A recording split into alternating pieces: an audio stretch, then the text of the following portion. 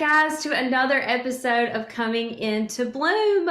We are so excited. Today is a very special day. We have with us on the podcast Randy and John Hickman from Hickman Honey. And so we are just going to get right into it today. We are starting off, since this is posting the week of Valentine's Day, we're going to do a little couple talk with them, find out how they met. We're also going to talk about Hickman Honey, how it all got started, and about the farmers market, which I think I had teased in like a previous episode. So anyways, welcome Randy and John. How are y'all? Good. We're excited to be here. Thanks for having us. Awesome. All right, so we're just going to get started, and we would like to know, where did you guys meet? Walmart. I'm just kidding. Yeah, we did not. You believed it. So we actually met right here at ABAC. Yeah, we both attended college here at Abraham Baldwin Agricultural College, and we were both in the Cattlemen's Association. John was an officer in the club, and I was actually the state president, but I was so shy I didn't tell anybody. So he was very proud of himself for being an officer, and later found out that I was the president. So it was really funny that he was like, I had no idea. Oh, wow. So they are recording the podcast today on on ABAC campus, and which is so cool that that's where you guys met. Wow, I love that. So we met here, but then we kind of went different paths in life and then circled back around 15 years later. Mm-hmm. No way. Yeah. 15 years later, y'all reconnected. Yep. Aww. Wow, that is a great story. I'm glad I had y'all on the week of Valentine's Day. Okay, so our next question for you guys is, how did you propose? This one's pretty good. You'll think I'm making this up, but so Easter one year, don't ask me a year, I don't know. I mean, I could think about it long enough and tell you it was only about 2018. See there. So no, 2019. So, sorry. Are you sure? Yeah, because it's April and I got married the fall. Yeah, that's right. We dated a couple of years before. We always have an Easter at her parents' place, which is nicknamed Walden Mountain. And we had a bunch of her family over there, and we always play games with her family. And I come up with a game to play. Well, I didn't really come up with it, so to speak. It was like charades. Okay. And you had to act out a scene. And I had an Easter egg that had "Will You Marry Me" in it. And I acted it out for Randy. She had no idea. But the cool part is he got my cousin in on it, who I would have never thought that they had even talked. And she texted 2 weeks before Easter and said, hey, I've got this really fun game I want to play. Can I add this to the game and let me lead it? And I was like, yeah, sure. That's one less thing I have to worry about to plan. And so she said that she was going to create the games. And so when it started, she had a couple of teaser eggs that were fake eggs to like let other people act things out. And then she called him up and he acted like he didn't want to go up there. And I was like, come on. I'm like, you have to play the game and it'll be fine. And so he got up there and he paused for a second and he read it and he was like, I don't know, like I need you to come in here to help me. And I was like, I can't help you. I don't know what it is. And so he thought about it for a few minutes and kind of acted out, I love you. And it's so cute in the video because my nieces and I are really close. And one of them turns to my mom and says, wouldn't it be cool if he proposes? And then he got down on one knee. So the video is so sweet because wow. We still have the egg. Yeah, we still have the egg and the "Will You Marry Me?" And oh my gosh, I love that. She recorded from the front side, and her husband was behind everybody recording, so we have everybody's reaction. Really my gosh, I love that, and I love that you guys have it on video as well. That is so cool. And way to go, John. That was a great idea. Okay. On a side note, we tried to video a lot of things, but we missed a couple of things along our path. Yeah. But I was pregnant with Tatum to my family and put him on video duty, and he forgot to hit record. I was doing it the whole time. She said, "You get it?" No. Oh no! know. Well, at least you got this on video. It sounds like on several different angles too. So that's awesome. We have that. Okay, so how long have you guys been married? We got married in 2020. No, we didn't. We didn't. We got married in 2019, so this year will be 4 years. Okay. So y'all are kind of Yeah. newlyweds. Wouldn't you say you're still newlyweds? Still newlyweds, Feel like we've yeah. been together for 25 years, though. I know. I In a good know. way. In a good way. No, in a good way. I mean, we Yes. and the time we've been together almost 6 years now. Mhm. We've done a lot more than some people do in a lifetime. You're I feel right. that anyway. Yeah. Very I think blessed. too, when you're older and you get married when you're older, it does feel like that because you're a little more like advanced almost. You know what I mean? Like you're ready to start your family, you've got your business, which we're going to talk about. But I feel like it does make you kind of feel like you've been married longer than you are. You know what I mean? But I love that. Okay. What about your favorite date that you've ever been on? Oh man. Well, I'll tell I you. can tell you the funniest. Go You ahead. got one? No, go ahead. Yeah. One time it was Randy's birthday, and we went to a restaurant in Atlanta. Oh, yeah. What was it? Fogo de Chao. Yeah. So, Oh. our plan was to go eat. We stayed in a hotel nearby, and we had a list of things we were going to do, but we both ate so much we didn't do anything. We couldn't breathe. We had to go back to the hotel and go to sleep because we were so miserable. We ate so much food. It sounds like one of those dates where you like go out to eat and then you go to like Walmart or Target and then you go home. Yes, we were. But we've done a lot when we go on dates, go eat somewhere. I'll tell you my favorite. I know now. What's your favorite? It was recently, really. Our last anniversary. Man. We were in Waco, Texas. And, We've talked about Waco on the podcast Yeah. before. Yes, So- we have. we actually have been before. When we were dating, we drove out there, which is another ordeal in itself because we weren't going to sleep. We were just going to drive straight through. But anyway, That's the smartest idea. so we went to a place called Diamondbacks, Mhm. and we ate probably the best Clearly, we like meal. to eat. Yeah. Yeah, so do I. No, we like to eat good food. I guess what we would consider good food. But did we do an escape room that night? We did. Yeah, we done an Mhm. escape room. We loved to Fun. together Yeah. because we challenge each other. Mhm. Something I would have never done before I met Randy. Yeah. So when you went to Waco, you went to Magnolia, right? Of course, yeah. Okay. I We figured that actually was went to understood. Celebration this year. Oh, that Yeah. is so cool. I love that. I'm dying to go. Like, that is my ultimate vacation right there. All right, Randy, what's yours? You said you have a different one. So mine is actually, we went to Providence Canyon when we were first dating. We used to like Nice. go hiking and do a lot of different stuff. And so we went to Providence Canyon. We took a picnic, and the weather was perfect, and it was just a fun day.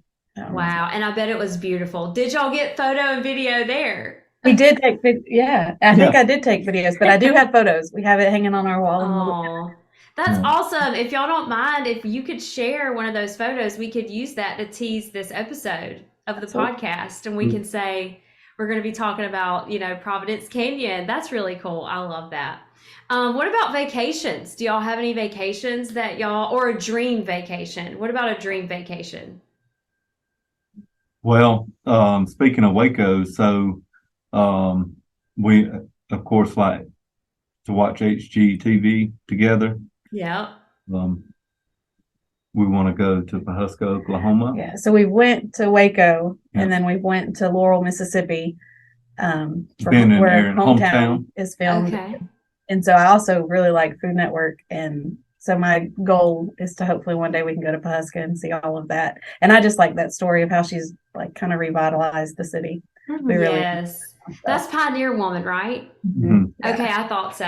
I know you can go to like her ranch and like tour it, and like I think she has a restaurant. Like that would be awesome. That would be ultimate dream vacation for sure. That's awesome. I love that. This couples talk is really fun. See, and this is perfect timing because it's Valentine's Day. But what I do, we're going to get into the farmers market side of things now, which is kind of a crazy story. And I teased this, actually talked about it in an earlier episode about how I got to the farmers market. So when I got there, first of all, I was like putting all of my stuff together, like I think most of our listeners know that I was in Tifton. It was the Tifton Farmers Market. And I was putting all my stuff out, and I look up and I see a familiar face, which was Randi. And so the backstory to all that, we told this story already on the podcast, but not this part. So me and Randi were actually in 4-H together, which is another thing I talk a lot about on this podcast. And we were camp counselors. How many years ago was that? Oh, that was 2004, I think. So over 10 years. Yeah. That we knew each other, lived at Rock Almost Eagle for 20 years. About 20 years. Okay, Caitlin, like We're not that old, but okay. I know. So 20 years ago, we were at Rock Eagle doing our thing with 4-H. We were camp counselors. And then here we are this many years later, and we are at the same farmer's market. Like, I'm selling flowers for the first time ever, and you were selling the honey.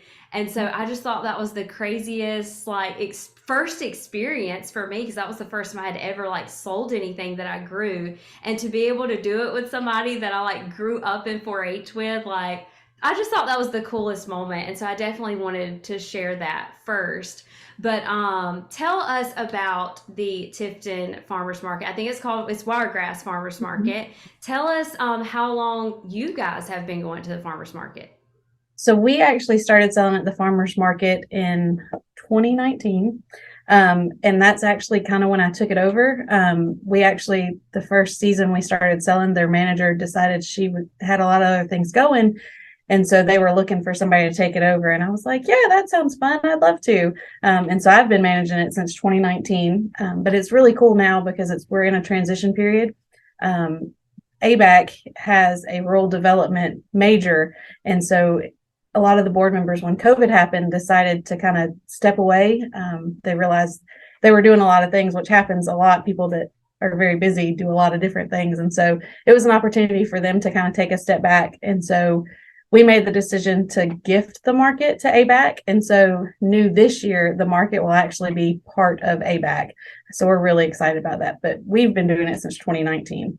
Wow. In fact, I remember being at market one Saturday when you kind of transitioned into taking it over or to managing it. So that's really, really cool because my first market was in 2019. So definitely love the Wiregrass Farmers Market. If you guys have not ever been up there, there is just so many different things that you can get. I would go broke. I would spend everything that I made at the farmers market because there's just so many like good vendors there. But and just tell us a little bit about the market. So where is it located? What time is it open? And can you tell us some of the vendors maybe in the past? You might not know for this year, but if you do, you can share that as well. Yeah, so we're open on Saturdays. We start in April. The date hasn't officially been set for this year, but we usually start the 1st of April, and we run April through July on Saturdays, and then we open back up in October and run through mid-November, and we have a holiday market. And so we are open on Saturdays from 9 to noon at the Georgia Museum of Agriculture. We usually, this past year, we averaged about 25 to 26 vendors a market. And that ranges from everything from, of course, honey that we sell. We have a pottery vendor. We have produce, of course, baked goods. We have somebody that makes bread. We have peanut brittle. I'm trying to think through all the food items because they're my favorite. Do you still have the lady that makes the cards? We do. We have a lady that makes homemade cards. We have lots of jewelry. We have a lady that makes like potted plants that she'll sell. We have lots of plant vendors so like vegetable starters and plants for your yard. We have somebody that sells wood furniture, lots of bath soaps, homemade knives, dog treats, a little bit of everything. So it has grown. What about the meat guy? There was a meat guy. Can't believe we forgot them. Granddaddy's Farm. We have Granddaddy's Farm. They sell grass-fed meat, eggs. They have pork. We have somebody that sells goat meat. So we have a little bit of everything at the farmers market, and we're steadily growing. So we're really proud of it.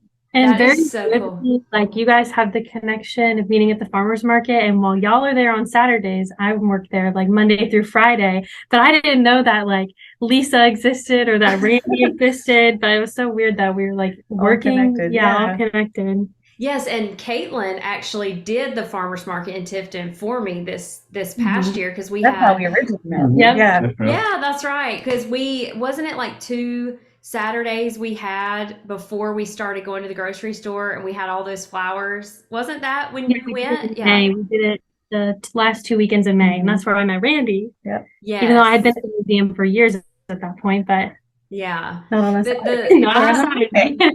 So it worked out. I really like the farmers market in Tifton. I think it's really unmatched. We don't really have anything like that here in Valdosta. Definitely not in Lakeland. Hey Hira has one, and it's probably pretty good, but I feel like that one in Tifton just has so much diversity. I mean, you can literally go grocery shopping at that market, and that's what I like to see when you're doing a farmer's market. You want to see all those different things. And now you've got jewelry vendors and furniture vendors. I mean, that is really cool. And the stuff that you're getting there is quality because those people aren't doing it on a grand scale. So they, they're putting their hand to the plow when it comes to the stuff at the farmer's market in Tifton. So love what you guys are doing. I'm so glad that you have it. You're managing it. Sounds like it's definitely going in the right direction. So that is super exciting. But if you guys have never checked it out, please check it out. They have a Facebook page and they'll post when it starts, which it sounds like will be in April, right? Okay. So April will be the month. So just be looking out for that. So now we're going to get to the meat of the podcast, which is Hickman honey.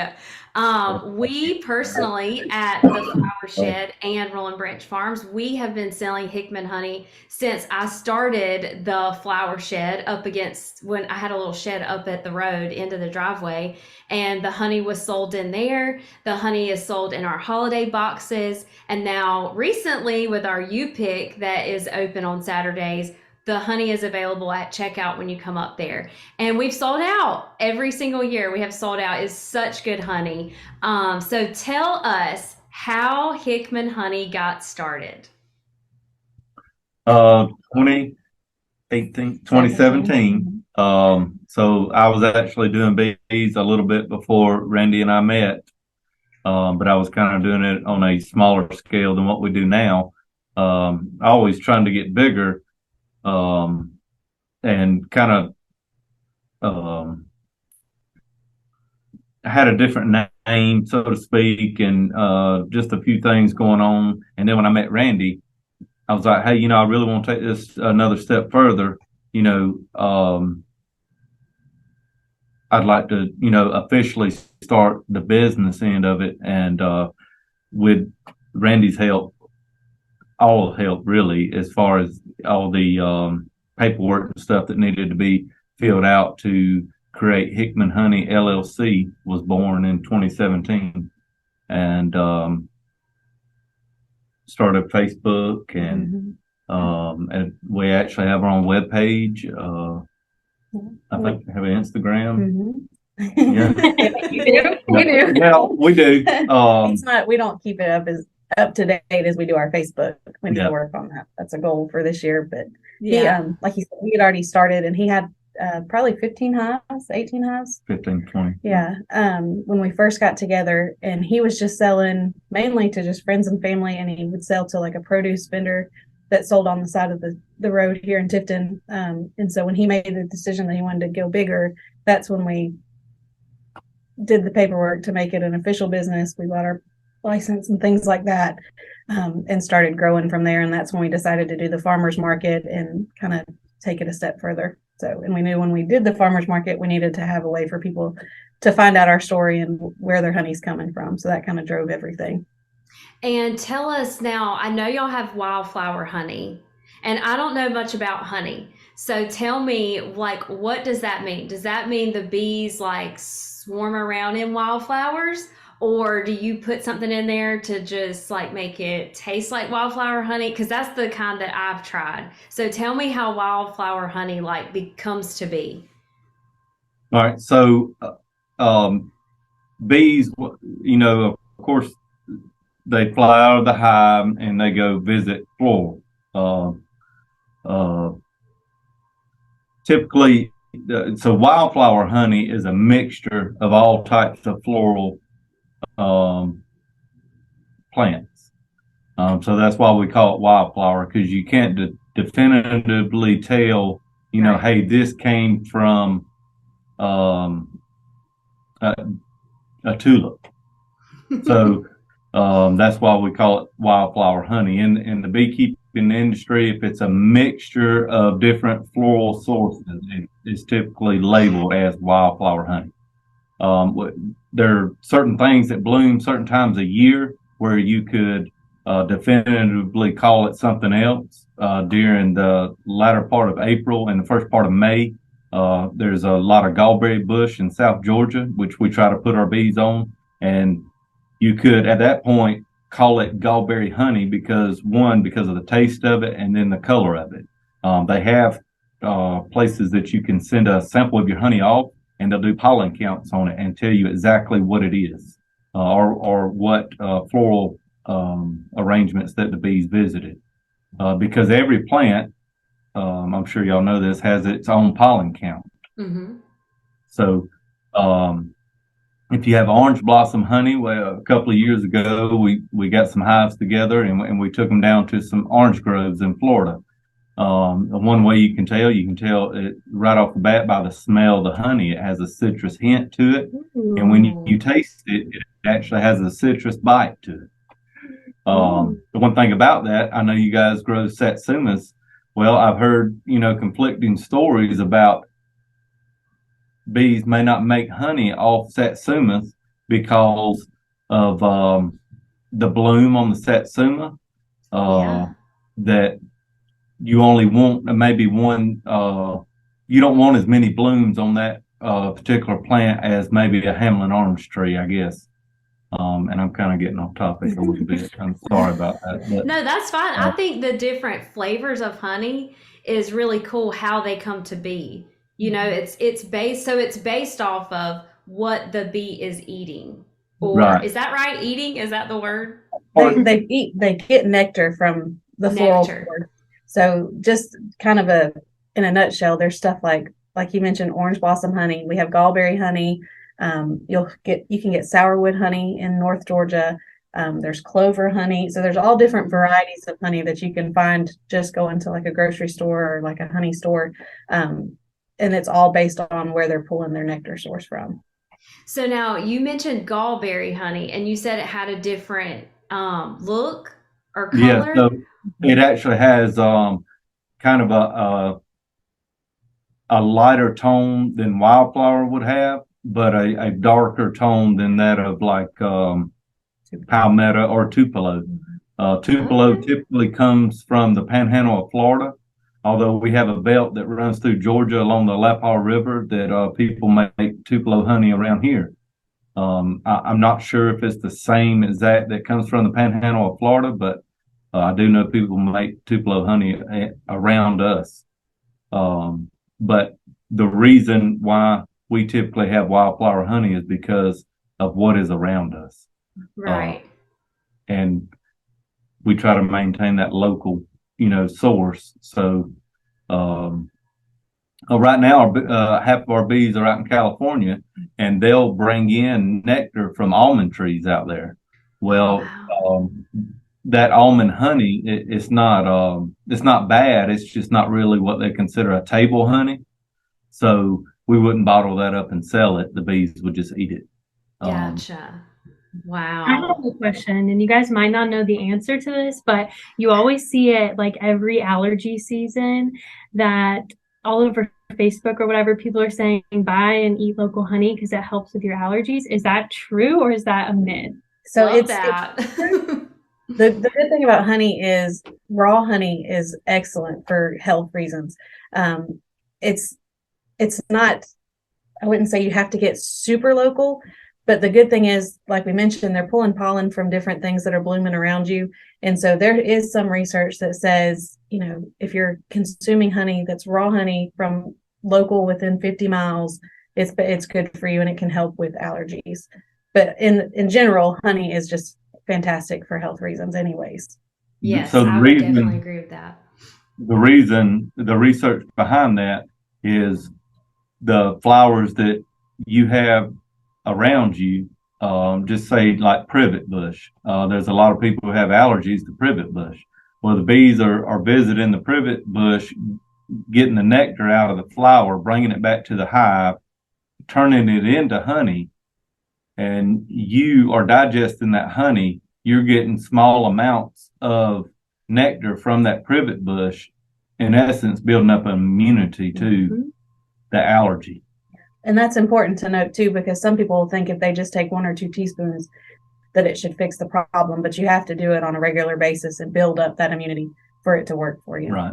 Wow. Now that is very, very interesting. And that is a great question too, because it is definitely like all over. I feel like social media right now, that get you some honey and some tea or whatever, to combat like colds and stuff like that. So I think that's awesome that it does that, and to know that you do need more than just a teaspoon of it to build the immunity up, and it all makes sense.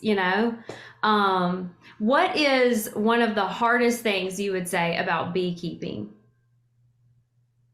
Keeping bees alive. Yeah. So there's a lot of different pests that bother bees. One of them being the varroa mite, and so it's just basically it's like a tick. It's like a tick on a bee, and they kind of cohabitate with the bees. The mites will attach themselves to the bee and inadvertently. Because they're bees don't really have blood like we do, but they have nymph, and so they're sucking that nymph out of the bee, and slowly it can kill the bee. Slowly, yeah. And what that mite does is they typically have the same life cycle as the bee, and that mite goes into a cell and lays an egg, and the worker bees around are feeding not only the egg that a queen bee has laid in that cell, inadvertently they're also feeding the mite egg. And so they're growing these mites inside the beehive, and once the bees cap it off to hatch a young bee, they're inadvertently hatching a mite as well. So it's something that you have to stay on top of, and if you don't, it'll kind of decimate your hive. Yes. And there are other things that once the mites kind of take over and kind of mess with the population of your beehive, then other things start taking over. Small hive beetles. In South Georgia, we have a problem with ants. Whether it be fire ants, sugar ants, or whatever. And the biggest thing is, as long as you have strong, healthy hives, they kind of keep all that stuff at bay. But once they reach that threshold to where maybe the other insects are kind of winning in the hive, then your hives go downhill from there. So that's why we're constantly out checking the beehives to see what's going on. Mm-hmm. We treat them at least twice a year, if not 3 times a year is our goal, to prevent those mites, and checking when we're checking to make sure that we don't see any, that if we do need to add a treatment and things like that. That's really important as a beekeeper. Yeah. Wow. And depending on what we're using, there's some things that we use that we don't want to use during a honey flow because you don't want to risk of contaminating honey. So yeah, we do the same. Oh, go ahead. Is the varroa mite just like a local problem, or is it like nationwide? Like, are your California bees in trouble with it? So it's a worldwide problem in the beekeeping industry. But it's fairly new. It's not like thousands of years old. Yeah. So, I'm sure everyone knows bees have been in the spotlight probably for at least the past 10 years because of colony collapse disorder. And they've kind of, I don't want to speak kind of out of turn or what, but they've tried to figure out what colony collapse disorder is. and there's several different studies, is it the varroa mite? Is it because in cell general, phone towers? Is it, because colony collapse disorder, there's not a definition. It's just you have a hive of bees that just die and we don't know why. Yeah. And so it could be varroa mite, it could be starvation, it could be, pesticides that have been sprayed near them. So there's no real answer, but that's just the general term that they've given it because there have been so many beehives or colonies that have disappeared over the past several years. And so that's something that research has been pretty heavy on. That sounds a lot like citrus greening. That's what we're dealing with Satsumas, is this citrus greening is starting down in Florida and it's killing these orchards. And so now Georgia technically will not allow you to purchase a plant in Florida and bring it over the Georgia line because they're trying to combat it and they don't know what's spreading it, what's causing it, but it is decimating the orchards like all at one time. And once it starts, you can't stop it. There's nothing to stop it. Anyways, it sounds a lot like that. Like there's like research, I'm sure they're probably doing the same thing with these bees. But that is devastating to a farmer and to a bee farmer as well. I mean, if your colony collapsed, don't you have to pretty much start all the way back over with your hives? If the colony collapses, yes, for sure. Yeah. And that's something to note too, as you mentioned that you guys can't buy from Florida. He mentioned we send bees to California and we went to Florida and stuff. Before they ever leave the state, we have to have them inspected and we have to make sure that they're healthy before they can cross state lines for those reasons. Wow. Yeah. Well, now that we've talked about sort of the cons, I guess, to bee hunting, what is one of your favorite things to do on the honey farm? So for me, every year extracting honey is my favorite. The smell and just to see what the bee, how much the bee's done, and it just smells like money every time I do it. Isn't that funny? Because I feel like all farmers say the harvest. Yeah. And I think it's because our work leading up to that point, nobody really sees that part of it. Nobody's out there with you saying, come on, you got this. Like when you make it, you've almost made it to the finish line, and then you just kind of harvest. I say you get to sit back and relax. Obviously you don't, that's your hardest, that's when you're working the hardest and the most, I feel like, but you do kind of get to sit back and just take like a breath, and say, I did it, I made it, and now just got to harvest all the hard work, So I would definitely say that's my favorite part too. I think one of my favorite things, we did a class one time and we learned how to graft queens. And so that is my favorite thing. I don't get to do it as much because since we've had Tatum, I don't get to be with the bees as much.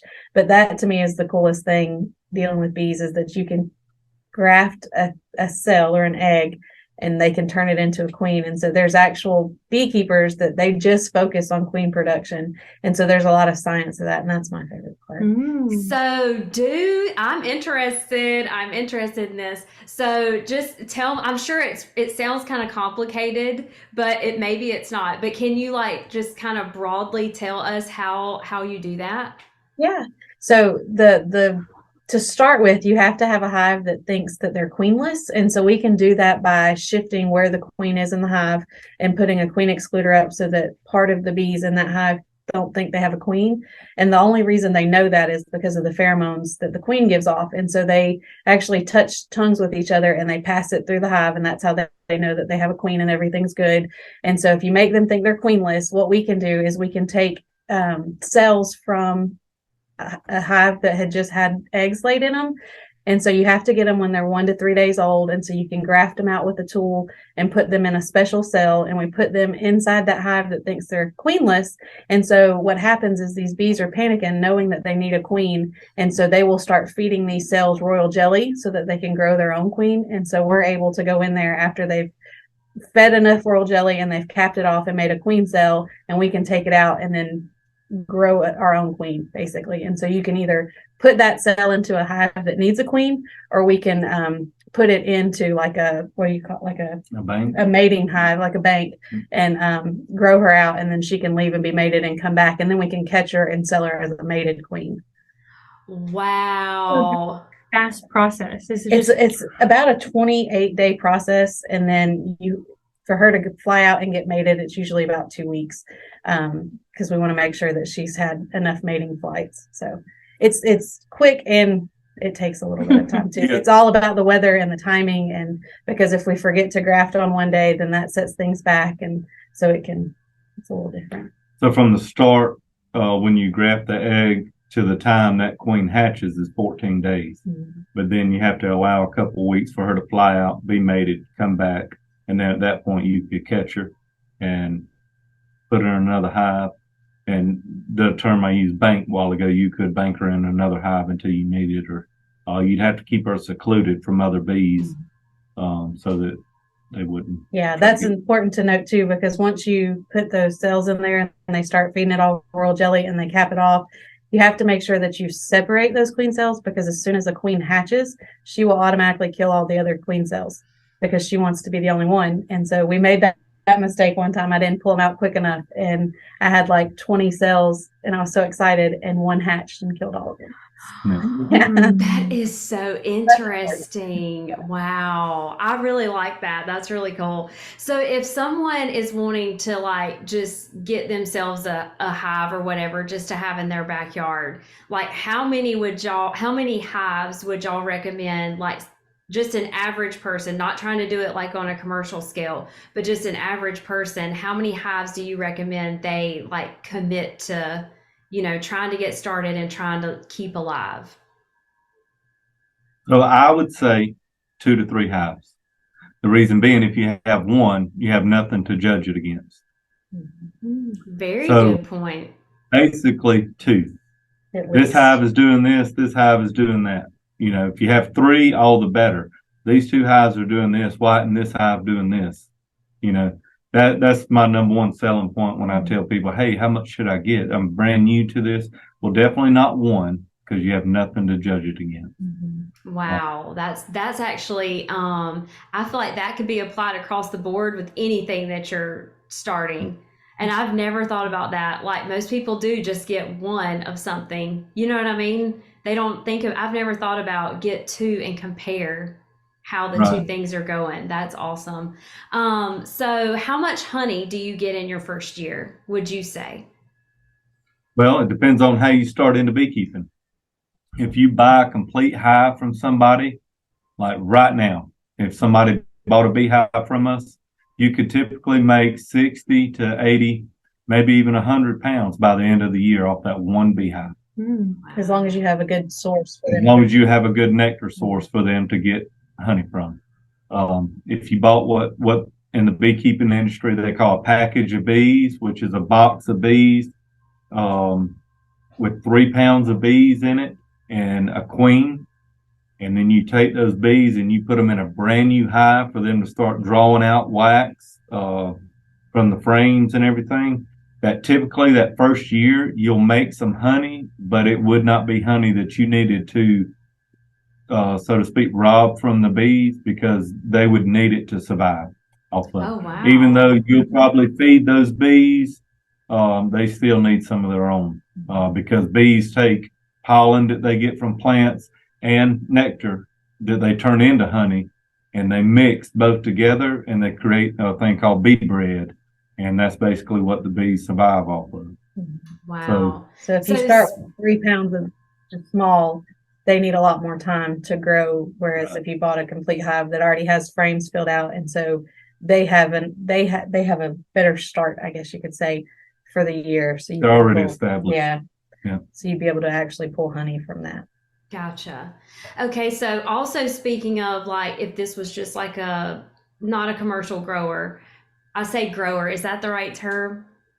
Producer? Sure. Yeah. Okay. I mean, we equate beekeeping just as far as just like any other livestock. So, in the cattle industry, you have different segments of the industry. You have people who just do honey production. You have people who grow out bees and sell bees, whether it be in package form. We didn't talk about in between a package and a full hive of bees, you have what they call a nucleus colony, or in the beekeeping world, they call it a nook. which is basically half a beehive. And then you could put that into a regular box, 8 to 10 frame box, depending on what size you wanted to use. But typically in the industry, you have an 8 frame beehive or a 10 frame beehive. Yeah. We run 10 beehives, and I kind of forget what I'm talking about. We Yeah. were talking Yeah. about, You can do call you it call, beekeepers. do you call it growing or? Oh yeah, that's right. Yeah, Yeah. so what we call it growing bees. Yeah, I mean, I Okay. guess. Yeah, growing bees. So if Producer, or Yeah. either works. So if you're getting started on this and you're not a commercial grower, then how Mhm. far would you say from your house should you have beehives? So that depends as well. If you have a swimming pool, bees, especially a saltwater swimming pool, they love salt water. Maybe it's the mineral in the salt or whatever. Mm. Uh, So it just you don't want to keep it really close to Yeah. if you have a swimming pool that can, because they'll visit you while you're swimming. right, but there are also people, that live in cities that have bees right outside their yard. It really just depends. Randy has we didn't bring this up, but she actually is allergic to honeybees. I am highly allergic. You did Found out tell me the hard that. way. So one family get together we had a bunch of beehives at the house, and she was in the backyard, I was in the front yard, and almost at the exact same time we both got stung in the lip. Different bees. Typically that doesn't happen. It just happened that day. There's And an old wives' tale that you're supposed to tell the bees everything. yeah, And we say, because we invited the family over to celebrate Mother's Day, it was my first Mother's Day, we didn't tell the bees about it, and they were mad, and so they stung us for not telling them about it. that's right. Wow. So that kind of leads me to my next question. So is that the most severe you've ever been stung? Or can you No. recall like the last time you were stung severely? So I had been stung several times before I ever had a reaction. And one day I was just out and it stung me just kind of on the side of the face. And I walked inside and John was actually on the phone, and I sat down and I started blacking out. I broke out in hives. I was sweating really bad. He panicked. He's like, "We have to go to the hospital." I'm terrified of going to the hospital. So I said, "No, I'm okay. I'm okay." But after about 10 minutes of that, he called, he's like, "At least let me call, urgent care." And so we went and saw them, and they're like, "You really need to be tested to see if you're allergic. Like, this may be a fluke, but it may not be." And so I went to the allergy clinic and they did a test, and they couldn't even finish the test because they're like, "You're highly allergic to honeybees." And I was like, "Well, that's not good." So now I just don't go around the bees without having a suit on. Do you Randy, wear a when suit? she got, I do. He doesn't. I wear a jacket, with a veil, a beekeeper veil. Depending on what we're doing, I might wear a suit. If we're moving bees at night, typically I might wear a suit, just because He knows they may get a little angry. Yeah, they get a little angry sometimes at night. I don't want to be moved, I guess. But I have a question for y'all. Have you guys ever like rescued bees from like someone's property? We do every year, almost Around about this this time, yeah. we get lots of phone calls, because this is usually when the queen has started laying more eggs, and the hive is starting to grow, and the population's growing, and spring is coming. yeah, and they may run out of room in the hive that they're in or the tree that they're in, and so they'll go looking for a bigger place for their colony. And so that's when you see them on fences, buildings, cars, all kinds of stuff. Mhm. And so we get lots of calls for that, as long as it's not inside of a building, because we're not contractors and we're not comfortable tearing down walls. But Well, go ahead. I'm sorry. Well, recently Georgia passed legislation that if you're going to tear out somebody's wall to get bees out, you have to be a licensed contractor. So even before that, we were a little weary about doing it. But if they're on a tree or something, we can go. And it's a pretty simple process. As long as you can find the queen, it makes things pretty quick, and the bees just kind of follow along and go in the hive for us. But when we can't find the queen, that makes it a little longer. We've had it go really well, and we've had it go really bad. we've had it taken several days to go Yeah. because we couldn't find the queen, or one time we found the queen and she kept flying off. So that was bad. So Comparing you Oh. guys to livestock, so when people bring new livestock on their property, they usually have to quarantine to make sure there's no problems. How do you do that with these bees you rescue? mhm. So we have several different places that we keep bees because we have so many hives, and so we try to keep them separated as much as we can. We don't, if we pull them from like a tree or something, you can usually tell if they're definitely honeybees and what kind of shape they're in, and so we don't have to worry too much about it because we can kind of look at them and see, and we put them in our own box. So we don't have to worry about bringing in contaminants from another box and stuff like that. Probably the first thing you want to do if you did get some bees somewhere is do a mite treatment on them. Mhm. That way they don't, if they are infested with mites, they wouldn't spread it to the colony. But the thing is about mites, every beehive near about has mites. There's Oh, no wow. way to 100% get rid of them. It's just a big problem in the beekeeping industry. So whether or not we got them out of a tree, or we bought them from somebody, we'd probably do a treatment on them once we got them. And then at that point, I wouldn't necessarily say quarantine, Yeah. because there's only a few things in the beekeeping industry that would, in bees, you don't really quarantine them if you have something that's really terrible called American foul brood or European foul brood. At that point, the state would come out and I don't know if this is the right term, they'd euthanize your hive. They torture. But since we're pulling them from a tree, we don't have to worry about them having contaminants from brood that we're bringing home. So it's not as big of a deal. Gotcha.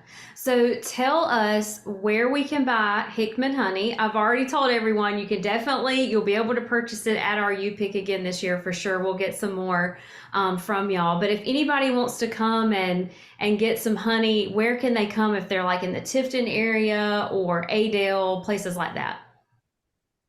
So of course we'll have it at the farmers market when that starts back. At the GMA, we actually sell it at the Georgia Museum of Agriculture's country store. So if it's during the week and you can't make it to the farmers market, you can actually go in their store and pick it up there.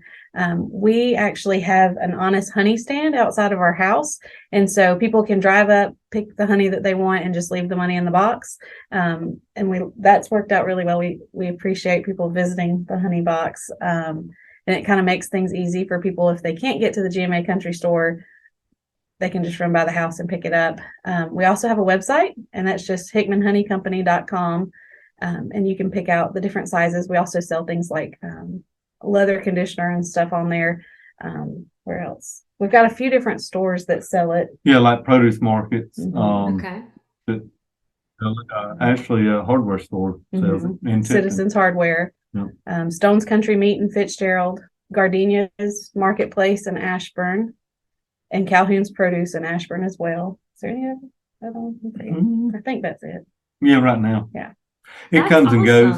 And the reason why I say that, some of the farm stands that have been around Tifton that I used to sell to, they're not around Tifton anymore. So, but those are the main ones. Yeah, we do have a few more, but they're just kind of out.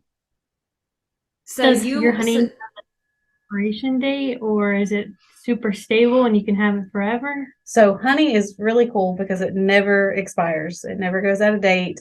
You can actually keep it for years and years. The only thing, and some people think that it expires because it can sugar. Yep. And so that's just the crystals inside the honey sugar, basically. And if you have that happen, if you just sit it in a windowsill, a warm windowsill, you can do some warm water. Don't boil it because we don't want to kill all the good stuff in there. But just warm water and it'll go back to its honey form. And I can attest to that because that has happened to me before.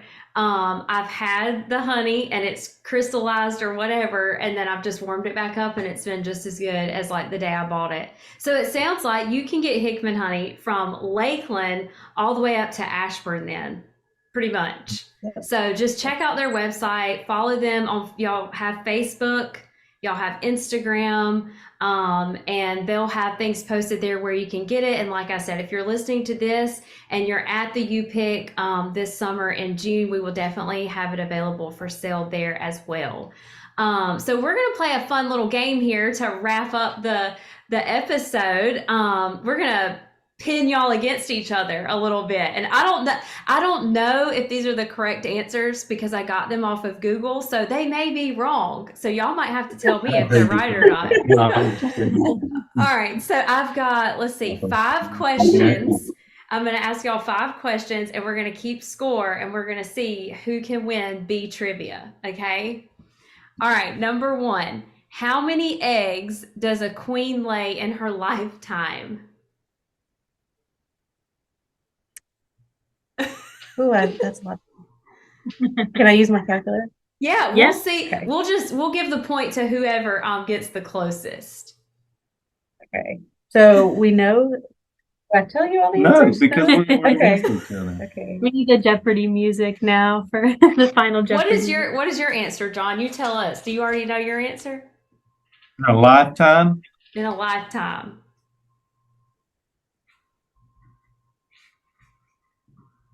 I'm gonna say 200,000. Okay. What? In a lifetime? Yeah, I was thinking like when I did the math, like It's 6 digits. because Well, 200,000 is 6 digits too. but they lay 2,000 eggs a day. It's kind of an open-ended question. I know. Well, I know. It's kind of How hard. long is a lifetime? Depends Okay, on how so they long. said 200,000 and 700,000, and the answer is 800,000. Who said 700? Randy said 700? Oh, okay. So we're going to give Randy a point. She got the first point. Yep, it was 800,000. Okay, second question is bees can fly up to blank miles per hour. 35. That's what I think it's 35. What are we gonna tie? I don't know. Okay, 34. Lower. And it's 34 lower. and 35. 25? All right, 25. And then what are you going to say, Randy? 15. 15 All right, well, and 25. So Randy gets that point. It's 12 according to Google. These are kind of I hard. think it would be faster than 12. I think it is faster. We may need to fact check that one. How fast can a human run? 12 to 15 miles an hour? Is that right? I could run Probably. like 3, honestly. I can't. There you go. Yeah, I You can't. cannot run outrun a that. honeybee. Yeah. You can't outrun a honeybee. Okay. Okay, that's We'll have to fact okay. check that. Yeah, Because I think it is fast. Yeah. We'll have to look. we'll say it's probably 15, 20, right? Or would y'all say in the 30s? Well, I don't know that it's 30. Yeah. I say that because my first answer was 35, but I don't feel you can outrun a honeybee. Yeah, I know. I agree with you. think- That's a great way to put it. Yeah. That's hilarious. Well, we're going to give Randy the point then. Okay.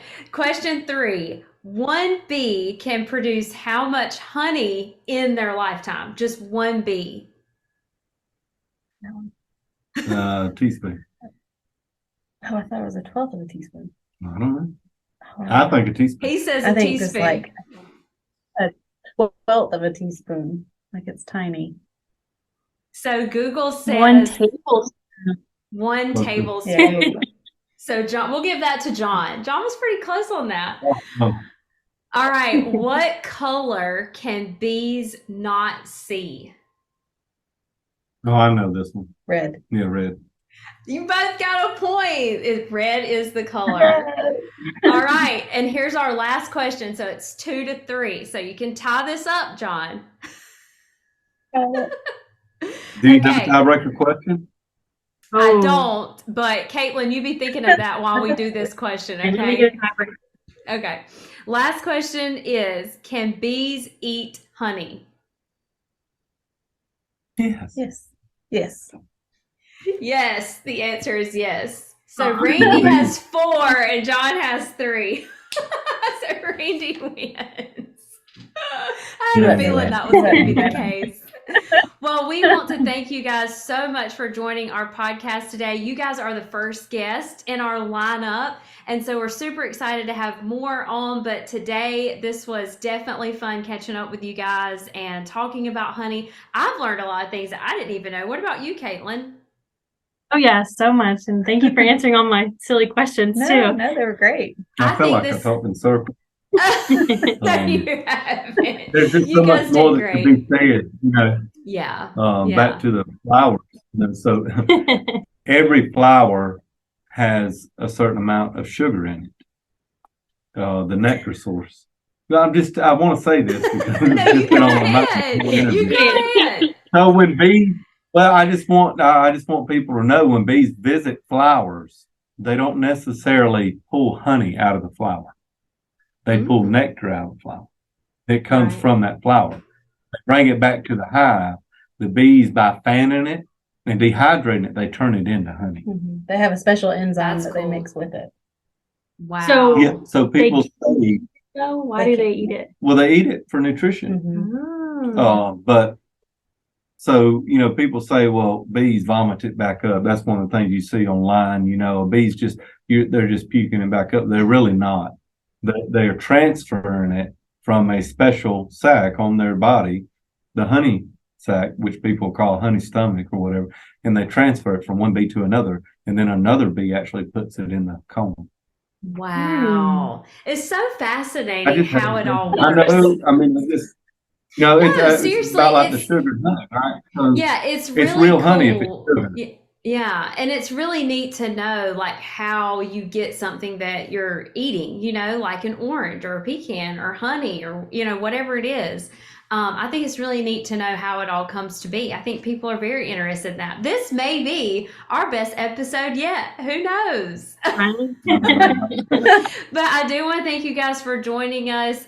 It has been fun. This episode will air the week of Valentine's Day. So happy Valentine's Day to everyone. And we will see you all back here next Monday, I think. If not, the Monday after that. But thank you all for listening. Bye. Bye, guys. Thank you.